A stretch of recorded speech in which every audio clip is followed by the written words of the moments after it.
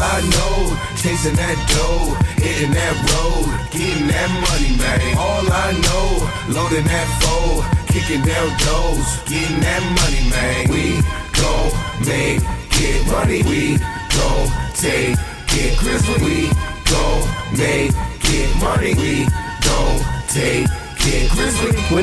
The next topic we're going to discuss on Boxing Bros is Larry Holmes says the current heavyweights are afraid to fight each other. Let's take a listen to what the legendary Larry Holmes had to say about the current heavyweights.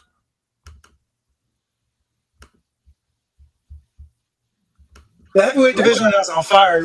There's so many guys that are making waves. What do you make of the current crop of heavyweights and their talent and skill? Well, the fighters today is not the fighters that was when I fought. You know, we fought the top 10. We didn't duck nobody. We went around. Look, Ernie Shavers, Jerry Cooney, Kenny Norton, you know, all those strong guys. Today, they guys don't want to fight. So you know what? They're not going to get. You want to make the money, you got to bring it to it. You got to make these guys fight. Where did it go wrong? Like, what do you think is the cause of that? Of the fighters now in general not fighting the best consistently? I think what I quit. All right, so you heard from Larry Holmes. He's saying like these fighters are afraid to face one another. In his day, they fought each other. Everyone fought one another. In this generation, people don't face each other. So I'm turning over you to Trill Dog Bill. What's your reaction to that? I mean, it's true in certain ways. I mean, like we were saying before, it's true. The best are not fighting the best. We have this argument all the time. We say this all the time. But also, I don't think that these fighters are afraid to fight each other. I think they want to be compensated to fight each other. And I think that's a little bit of the differences. It used to be, back in the days, used to be the glory. Now it's the bag. You know, it's two different things back then. Like, you was wanted to be world champ. World champ was like the biggest thing, you know what I'm saying, was being world champ.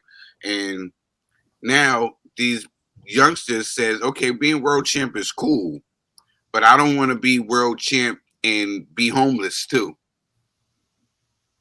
A lot of these fighters fought for glory and they didn't have nothing to and that's why here at Boxing Bros, we're giving you a show called Give Them Their Flowers, because you want to, you know, salute all the fighters, you know, who are, you know, put it out there, put it all on the line for us, for our entertainment and for the glory.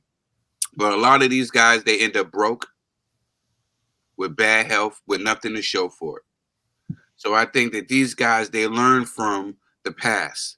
Yes, these guys, they're in the fight business. I don't think none of these guys are afraid, but these guys do want to be compensated so they don't end up like some of these great fighters from the past that were fighting everybody all the time, back to back, and not having long careers and being able to make large amount of money.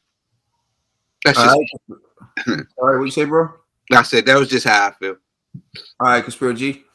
I agree 1,000 with Trill on this one. You know, I was thinking the exact same thing. Unfortunately, you know, these fighters of today have learned from the mistakes of fighters in the past. Yeah, it's great to be about the glory, but if you can't pay your mortgage, you can't provide for your family, what does that mean? You know, so it's like, and I understand what he's saying, because, you know, we always say this here, we want to see the best fight the best. But at the same time, these guys are trying to make as much money as possible because they know this thing isn't going to last long. You know, like a fighter could give maybe max 20 years, right? What they're going to do after that, right? So they have to generate as much money right now to last for the rest of their life, right? And some of these guys are smart enough to think about their generations afterwards. I can't hate on that. You know, to me, that's a logical decision. Like, if you want to go for the glory, that's cool, but you're going to be broke. Like, and that's, I think, the beauty of boxing that's different from the UFC is the UFC, that's what they do. They fight for the glory. And a lot of these guys are broke. They're champions, but they're broke. You know what I mean? Boxers are making like 5 times what they're making, and some of these fighters don't even have belts. To me, if I had to pick which sport I want to be in, I'm going to boxing. You know, like it just doesn't make sense to abuse your body, lose brain cells, and all of that just for the glory. I'm way beyond glory. If I'm a professional fighter, I'm going for the bag. Hey, who do I need to fight to cash to cash that big check? Oh, if I fight Fury, I'm gonna make X millions, or if I fight so and so, I'm only gonna make like 100,000. Yeah, I'm gonna try to fight Fury. It just is what it is. It doesn't mean I'm afraid of anybody. It just means I gotta make the best decision for my career, and because it's not just my career, it's also my family's career. You know, so this is and to be honest with you, I'm like, who would I rather be, Floyd Mayweather or Canelo? Floyd Mayweather and Canelo, or a Larry Holmes? Nobody's picking Larry Holmes, bro. They're gonna pick the dudes that are making a lot of money, and it's no disrespect to them dudes. It's just, come on, man. Like, you're talking about guys that have generated millions. Like they said, like what, Floyd generated $1 billion, bro. I don't even know why this conversation is even happening. Like Larry Holmes, I respect you, but I don't know. It sounds like old head hate, man. To be honest. All right, Ned the TBE. I think Emoji. Sorry, go ahead. I think Larry might be coming at the American heavyweights on this one, yo, because we saw the ones who was ducking numbers a couple years ago when they was getting thrown out and we was trying to make the big fights when they was trying to make the big fights happen. But you know, Larry, at this current state in the heavyweight division, I don't think anybody's scared to fight anyone. I think everything's out on the table, and I think just give it time, we'll see the fights we want to see. If you know, by the end of 2022, I think a lot of great fights are going to be on the table. I think a lot the heavyweight division, a lot of these fighters got exposed. We know their weaknesses, we know their strengths, we kind of know who they are.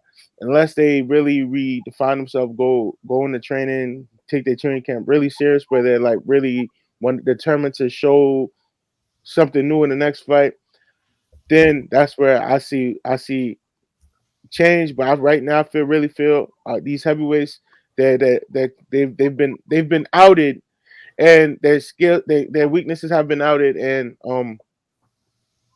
I think none of them are afraid to fight each other now. I think everybody take on any opponent any given Saturday.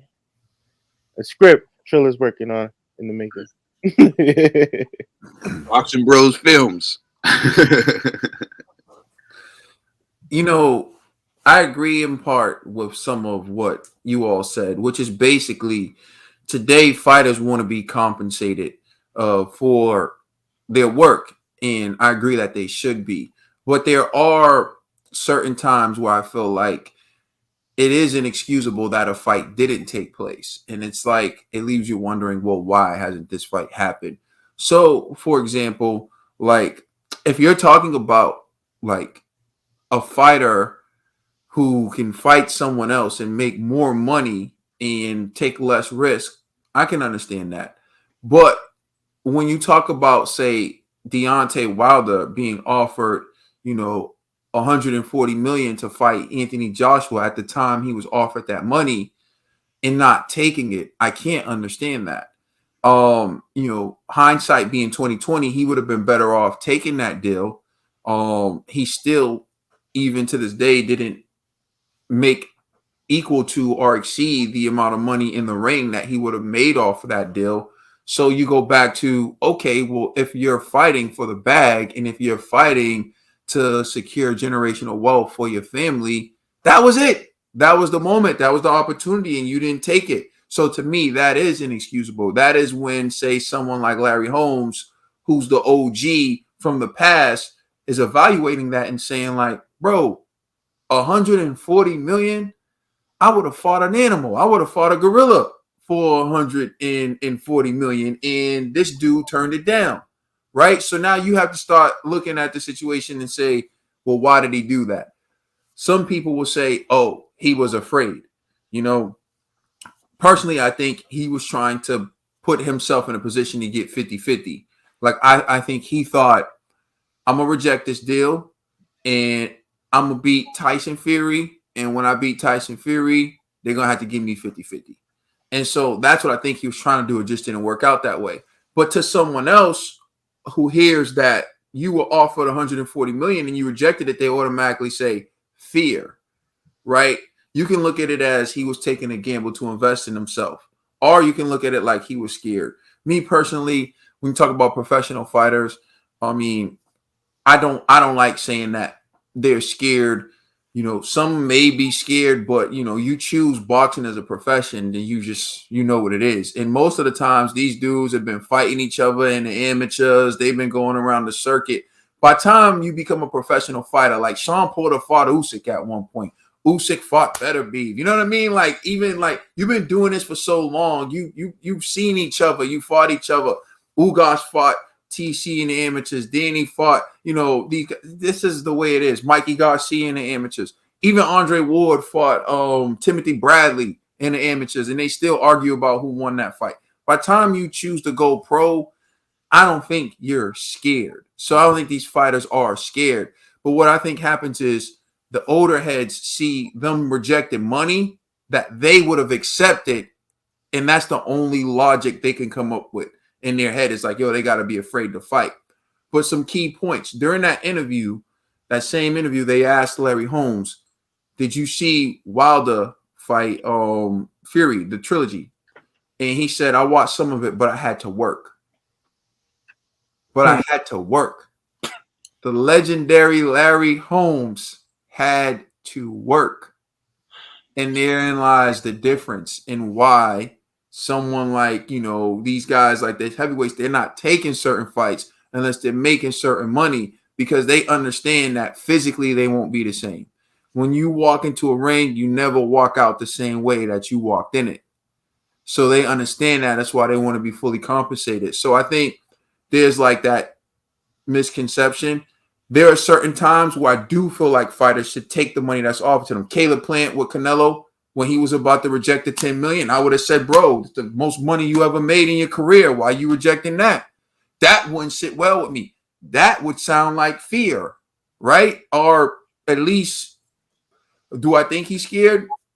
No. Although, you know, he eventually got in the ring. He did what he had to do.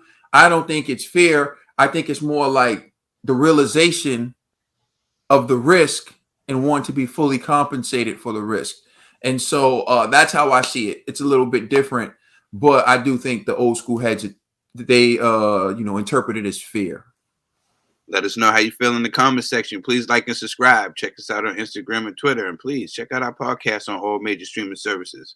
We are the Boxing Bros. You're welcome. You're all welcome.